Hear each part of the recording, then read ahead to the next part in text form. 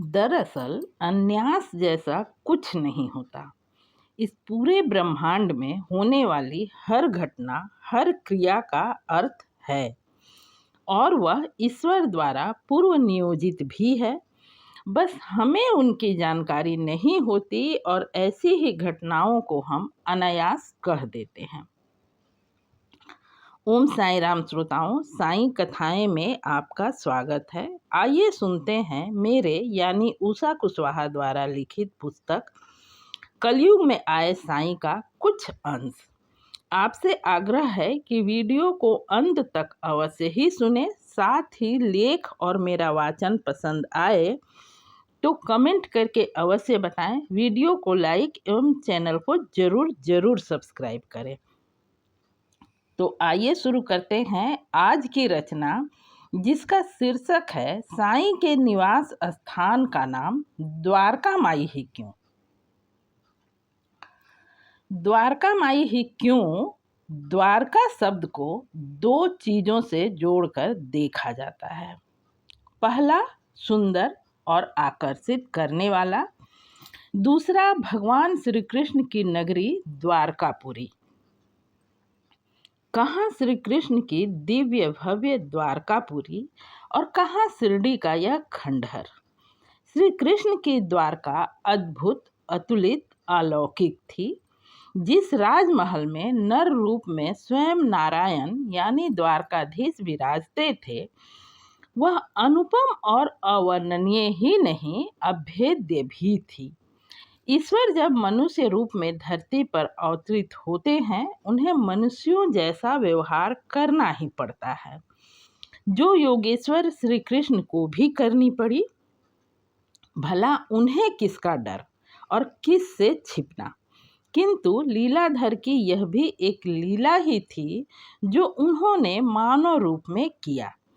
प्रत्यक्ष में जरासंध के आक्रमण से बचने के लिए उन्होंने स्वयं और स्वजनों की सुरक्षा के लिए उस अद्भुत और अभेद्य नगरी का निर्माण किया।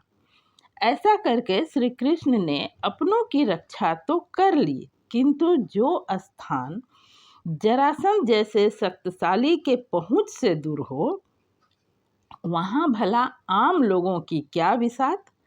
अब ऐसी व्यवस्था मानव रूप में होने के कारण द्वारकाधीश को मान्य हो भी तो नारायण को अपने भक्तों से यह दूरी भला कब भली लगी होगी। अब द्वारका माई ही क्यों जानने से पहले द्वारका माई नाम देने वाले श्री साईं को जानना जरूरी हो जाता है। श्री साईं बिना किसी परिचय पहचान के शिरडी में प्रकट हुए। उस वक्त उनकी उम्र यही कोई 15-16 वर्ष की रही होगी। उस वक्त उन्होंने अपना कोई नाम भी बताया हो, ऐसा कोई उल्लेख कहीं पढ़ने को नहीं मिलता। संभवतः किसी ने पूछा ही ना हो। कुछ दिन बाद साईं शिरडी से अंतर्ध्यान हो गए और कुछ समय बाद एक बारात के साथ दोबारा शिरडी लौटे। बारात गांव के खंडोबा मंदिर के पास रुकवाई गई। साईनाथ जैसे ही बैलगाड़ी से उतरकर मंदिर की ओर बढ़े, उन्हें देखते ही खंडोबा मंदिर के पुजारी महालसापति के मुंह से अनायास ही निकल पड़ा, आओ साईं। साईं ही क्यों? देखने में संत फकीर से दिखते भी हो तो आदर सूचक कोई और नाम भी हो सकता था। किसी संत या फकीर को साईं नाम से पुकारने की कोई परंपरा तो है नहीं। दरअसल अनायास जैसा कुछ नहीं होता। इस पूरे ब्रह्मांड में होने वाली हर घटना, हर क्रिया का अर्थ है और वह ईश्वर द्वारा पूर्व नियोजित भी है। बस हमें उसकी जानकारी नहीं होती और ऐसी ही घटनाओं को हम अनायास कह देते हैं। ऐसे ही महालसापति द्वारा बाबा को दिए गए इस नाम के साथ भी है। इस 2 अक्षर के नाम का अर्थ बहुत कुछ कहता है। सा जोड़ ई, सा से साक्षात, ई से ईश्वर। दिखने में 3.5 हाथ, समझे तो पूरा ब्रह्मांड। महालसापति के दिए इसी नाम से श्री साईं जाने गए। तो अब आप समझ ही सकते हैं कि साईं कौन है। पवित्र गोदावरी तट पर बसा छोटा सा गांव राज्य बना और टूटा फूटा खंडहर बना राज्य भवन। वैसे तो साईं को जानते ही इस सवाल का जवाब मिल जाता है कि साईं के निवास स्थान का नाम द्वारका माई क्यों। फिर भी यदि यह सवाल मन में उठ रहा हो कि साईनाथ ने उस मस्जिद का नाम द्वारका माई ही क्यों रखा, तो इस प्रश्न का बड़ा ही सुंदर उत्तर श्री साईं सचरित्र के अध्याय 4 में पढ़ने को मिलता है, जहाँ श्री हेमांड पंत जी ने लिखा है। थाने के अवकाश प्राप्त मामलतदार श्री बी देव ने अपने अनुसंधान के द्वारा यह प्रमाणित कर दिया है कि शिरडी पंढरपुर की परिधि में आता है। दक्षिण में पंढरपुर श्री कृष्ण का प्रसिद्ध स्थान है, अतः शिरडी द्वारका ही है। द्वारका की एक और व्याख्या सुनने में आई है, जो कै नारायण अय्यर द्वारा लिखित भारतवर्ष का अस्थायी इतिहास स्कंद पुराण भाग 2 पृष्ठ 90 पर एक श्लोक है, जिसका अर्थ इस प्रकार है। जो स्थान चारों वर्णों के लोगों को अर्थ, धर्म, काम और मोक्ष के लिए सुलभ हो, दार्शनिक लोग उसे द्वारका के नाम से पुकारते हैं।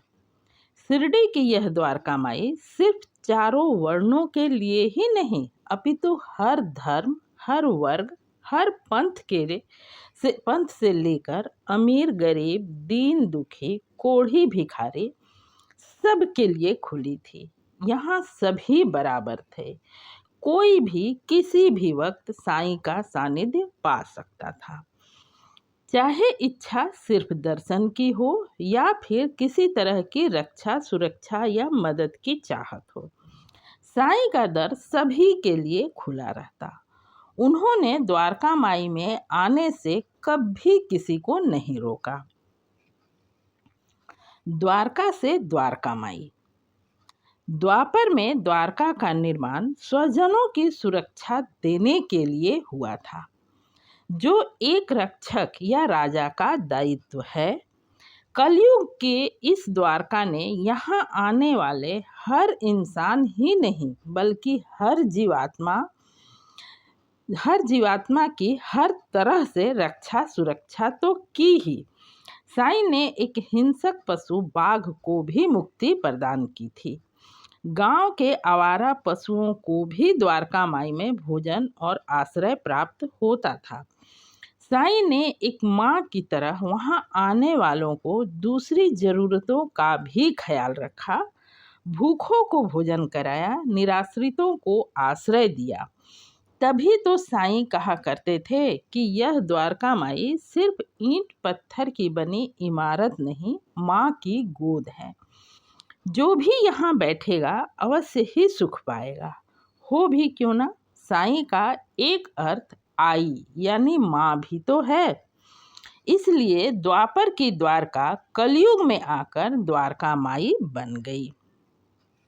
आज के लिए बस इतना ही। फिर मिलते हूँ अगली वीडियो में। आपको मेरा यह लेख और मेरा वाचन पसंद आया हो तो कमेंट करके अवश्य ही बताएं। आपने अब तक चैनल को सब्सक्राइब नहीं किया है तो कृपया सब्सक्राइब करें।